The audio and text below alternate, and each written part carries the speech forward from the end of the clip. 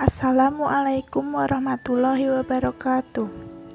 Kami di sini bertujuan untuk menjawab pertanyaan dari rekan kami yang ditujukan kepada kami tentang peran dan fungsi rukun Islam dalam pembentukan karakteristik Khoirul Ummah. Perkenalkan, nama saya Agidia Magrisa Algata dari kelas akuntansi S1 non-reguler, dan rekan saya bernama Munawaroh, juga kelas akuntansi S1 non-reguler. Pertanyaan dari kelompok 1, Risalah Kusuma Wirawidya, pendekatan yang bagaimana untuk pembentukan kepribadian seperti Khoirul Ummah?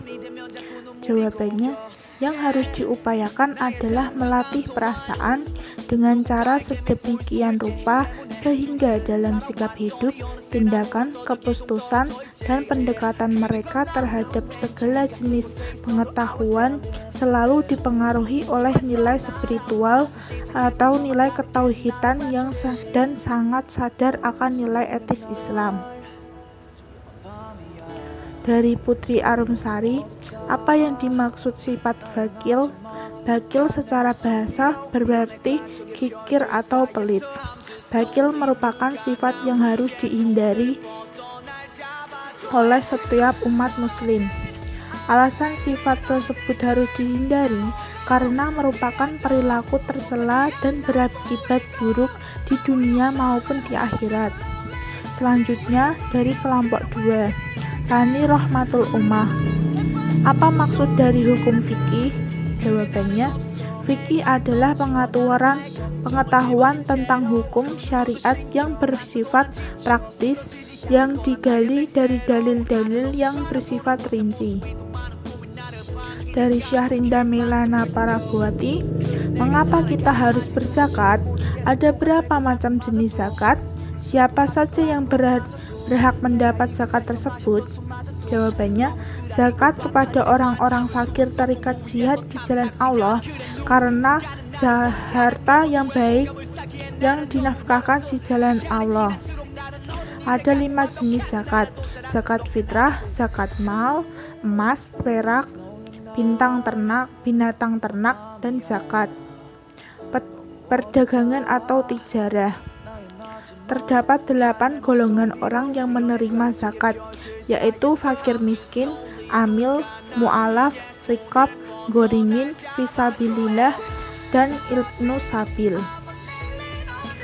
Dan untuk kelompok 3, Safira Apriliani, dari pengertian Khoirul Ummah yaitu sebutan yang diberikan oleh Allah kepada umat pembentuk Islam. Jadi apakah kita juga bisa disebut sebagai Khoirul Ummah? Jawabannya, jika kita memenuhi syarat untuk menjadi Khoirul Ummah, kita bisa disebut sebagai Khoirul Ummah. Dari Iis Lia Nur Khalifah, jelaskan yang dimaksud dengan zakat dalam rukun Islam. Jawabannya, zakat adalah harta tertentu yang wajib dikeluarkan oleh orang yang beragama Islam dan diberikan kepada golongan yang berhak menerimanya. Kemudian dari Nita Dwiana Pangesti, jelaskan hikmah puasa dalam kehidupan sehari-hari. Hikmah puasa dapat membantu diri dalam mengontrol hawa nafsu, melatih diri dan jiwa dari serangan hawa nafsu. Dengan berpuasa karena Allah Subhanahu wa Ta'ala, seseorang diharapkan dapat menguasai dan mengontrol perbuatan-perbuatan yang dilarang. Dari Eka Fitriani, manfaat mempelajari rukun Islam itu apa? Jawabannya, menjadi manusia yang lebih baik, bisa menjauhi larangan Allah dan melaksanakan perintah Allah, dan memperbaiki amalan kita agar terus menjadi lebih baik. Dari Anis Taurisyana, apa definisi yang lebih spesifik tentang dinul Islam? Dinul Islam yang arti sederhananya agama Islam adalah agama yang ajarannya sangat sempurna karena datang langsung dari Allah Subhanahu wa Ta'ala. Dinul Islam dibawa dan diajarkan oleh para nabi dan rasul sejak Nabi Adam alaihissalam hingga Nabi Muhammad SAW sehingga nabi terakhir sebagai nabi terakhir, bersumber dari kitab-kitab Allah dan sunnah para nabi yang bersangkutan. Dinul Islam yang dibawa Nabi Muhammad SAW bersumber pada Al-Quran dan Sunnah Rasulullah SAW. Oleh karena itu, Dinul Islam yang dibawa oleh Nabi Muhammad SAW merupakan agama yang paling lengkap serta satu-satunya agama yang diridhoi Allah. Dari Fitri Aulia Santi, jelaskan maksud dan dari sholat sebagai latihan jiwa raga pembentukan kepribadian Islam. Sholat merupakan ibadah yang diawali dengan takbir dan diakhiri salam serta terdapat syarat ketentuan yang berlaku dalam pelaksanaannya dan dilakukan hanya kepada Allah. Menyerahkan seluruh jiwa raga, mengingat dan berdoa kepadanya. Dari Nikmatul Hasanah, apa saja yang harus dilakukan seorang muslim agar menjadi gelar khairul ummah?